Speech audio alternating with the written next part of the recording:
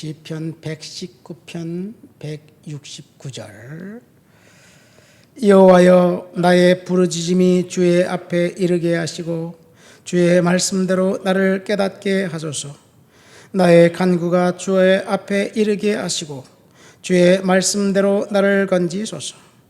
주께서 내 율례를 내게 가르치심으로 내 입술이 주를 찬양하리이다. 주의 모든 계명들이 의로움으로 내 혀가 주의 말씀을 노래하리이다.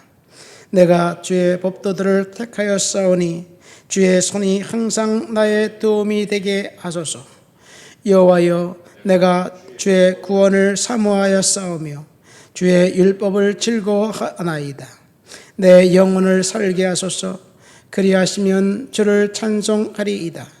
주의 규례들이 나를 돕게 하소서. 이른 양같이 내가 방황하오니 주의 종을 찾으소서. 내가 주의 계명들을 잊지 아니함이니이다. 아멘. 시편 119편은 우리말로 하면 삼행시라고 보면 될 수 있습니다. 삼행시가 왜 이렇게 긴가요?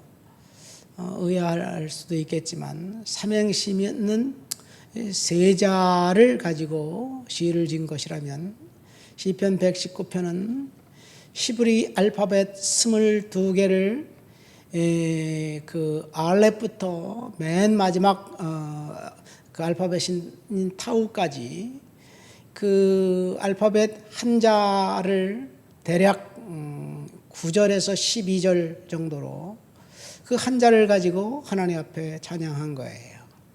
오늘 우리가 읽은 본문은 169편부터 마지막 169절부터 마지막까지니까 마지막 알파벳 타우를 이제 그 기본 음가로 해서 하나님을 찬양하고 하나님을 예배한 것이 됩니다.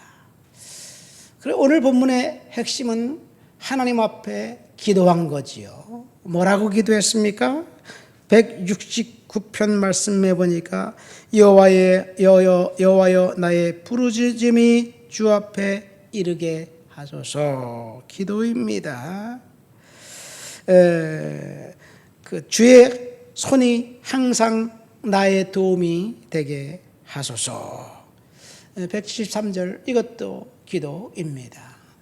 근데 시편 169편 오늘 본문의 기도는 우리의 기도와 사뭇 다릅니다. 우리는 기도는 하나님 앞에 요구하는 것이라고, 예수님께서 너희가 지금까지 내 이름으로 구하지 않았으나 구하라. 그러면 받으리라. 내 이름으로 구하면 하나님이 주신다. 그래서 우리는 구하는 것이 기도라고 생각합니다. 맞습니다. 구하는 것이 기도입니다. 예수님께서 구하라, 찾으라, 문을 두드리라. 그러면 받을 것이요, 찾을 것이요, 닫힌 문이 열리게 될 것이다. 그렇게 말씀하셨기 때문에 오늘도 우리는 열심히 구하고 찾고 문을 두드립니다.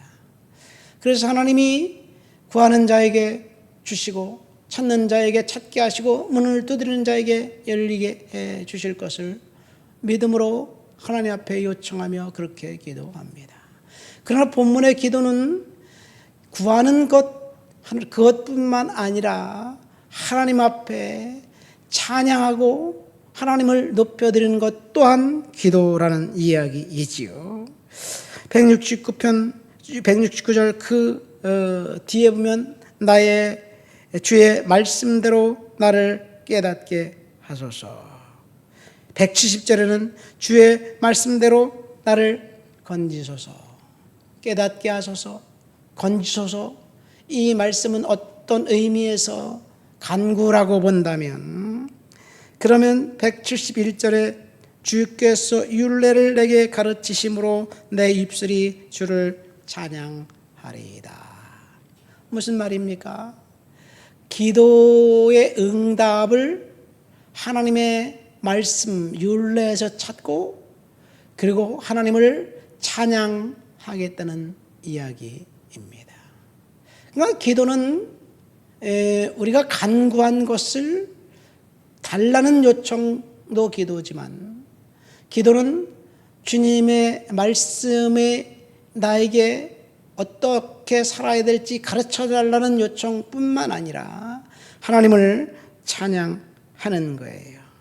그래서 172절에는 주의 말씀을 노래하리이다, 그렇게 고백합니다.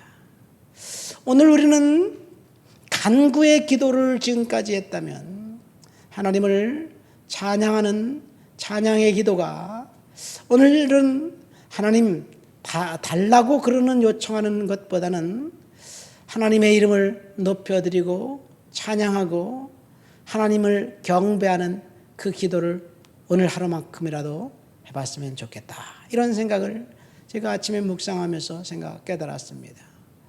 어제 이 말씀을 묵상하면서 내일 아침에 이 말씀을 가지고 어떤 설교를 해야 될까, 그런 생각을 하다가 잠이 들었어요. 근데 오늘 아침 다시 한번 읽으면서 그렇지, 기도가 바로 간구가 전부다라고 생각하는 우리들에게, 나에게 기도는 간구를 넘어서 찬양이라고, 하나님을 높여드리는 것이라고, 그런 깨달음을 다시 주셨습니다. 물론 우리가 하나님 앞에 기도하는 것이 찬양이고, 그리고 하나님을 높여드리는 것이 기도라는 사실을 알고 있어요.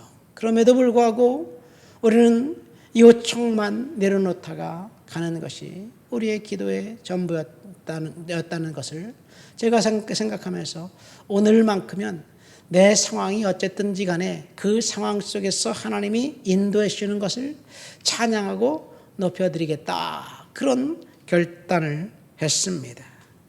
그러면서 하나님 말씀을 좀 더 유심히 심도 있게 바라보면서 읽어야 되겠다, 그런 생각도 했습니다.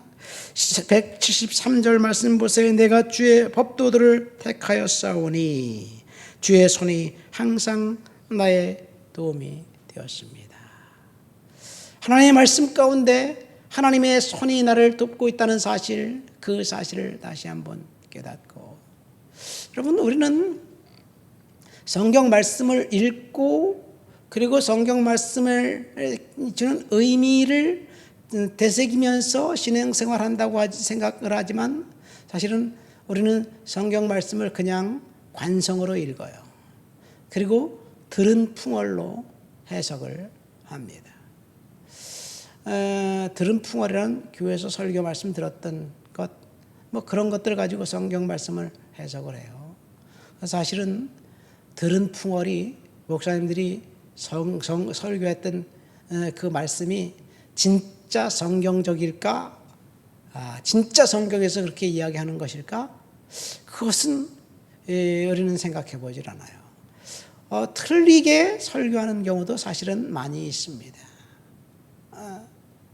왜냐하면 우리의 감정이 들어가기 때문에 그래요. 예수님은 머리 둘 곳이 없었다. 예수님은 이 땅을 살면서 집 한 채 없이 이리저리 방황하면서 가난하게 사셨다, 그렇게 생각을 해요. 예수님은 가난했을까요? 한 번도 생각 안 해봤죠. 어제 성경 공부하다 그런 얘기를 좀 했어요. 예수님은 왜 하나님의 아들이면서 가난하게 생각해요?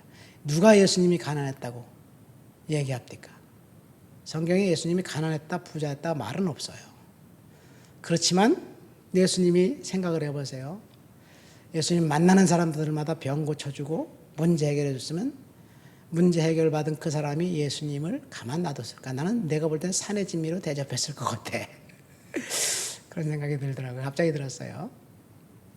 그러자 예수님이 진짜 그런 말씀도 하셨더라고요. 바리새인 시몬의 집에 방문했는데 바리새인이 너는 손 씻을 물도 주지 않고 발도 씻어주지 않고 나를 무시했다, 대접하지 않았다, 그런 말씀을 하신 것을 볼 때 예수님은 가는 곳마다 대접을 받았더라고요. 보니까 예수님은 우리들의 죄를 용서해 주시기 위해서 이 땅에 오셨고 하나님이지만 하나님의 아들의 그 대접을 사람들이 하지 않았을까? 예수님이 집이 뭐가 필요했겠어요? 가는 곳마다 전도하기 위해서. 그러면 예수님과 12 제자가 옮겨 다니면서 그냥 하나님이니까 광야에 말씀으로 반석을 갖다 소프트한 침대를 만들고 나무를 그 지붕으로 만들어서 비를 피하고 거기서 주무셨나요? 아니지요. 누군가의 그 철저한 그 대접이 있었고, 누군가의 그 안내가 있었고, 누군가로부터 이 접대를 받았어요. 그런데 그것이 상황을 생각해 보면 예수님은 정말 하나님의 아들답게 멋있게 사역하지 않았을까 이런 생각이 듭니다. 자, 이야기가 거듭 엇나갔는데 오늘 우리가 말씀을 통해서 주시는 교훈은 딱 한 가지예요. 뭐냐? 기도는 하나님의 말씀을 구하는 것이고, 기도는 하나님을 높여드리고 하나님을 찬양하는 것이다. 우리가 날마다 하나님 앞에 기도라고 생각했던 것은 간구뿐이었는데, 오늘 우리는 하나님을 찬양하고 높여드리고 하나님을 경배하는 그런 기도. 그래서 뭔가 달라 그러지 말고 그냥 하나님만 열심히 찬양하다 보면 하나님께서 복 주시지 않을까. 다윗을 하나님 앞에 복 받기 위해서 법궤를 옮겨온 것이 아니에요. 법궤가 이리저리 옮겨 다니다가 심지어 블레셋에게 빼앗겨서 정말 어느 구석에 처박혀 있는 그 언약궤를 보면서 자기는 다윗성 아름답게 건축해 놓은 왕궁에 살고 있는데 법궤는 어느 곳에 있는지 모르겠으니까 그것을 찾아다가 특별히 만든 성소를 건축해서 하나님을 전심으로 예배하겠다는 기특한 생각을 가지고 법궤를 모셔온 거예요. 법궤를 모셔오고 하나님을 예배하자 하나님께서 다윗과 언약하셨고 다윗의 후손들에게 영원한 왕좌를 허락해 주시겠다고 약속을 하셨어요. 이것이 은혜입니다. 오늘 우리가 하나님을 찬양하고 하나님을 높여드리고 하나님을 예배할 때 하나님께서 저와 여러분들에게 디자인해 놓으신 축복은 우리가 간구하지 않아도 하나님께서 주실 줄을 믿습니다. 하나님 아버지 감사합니다.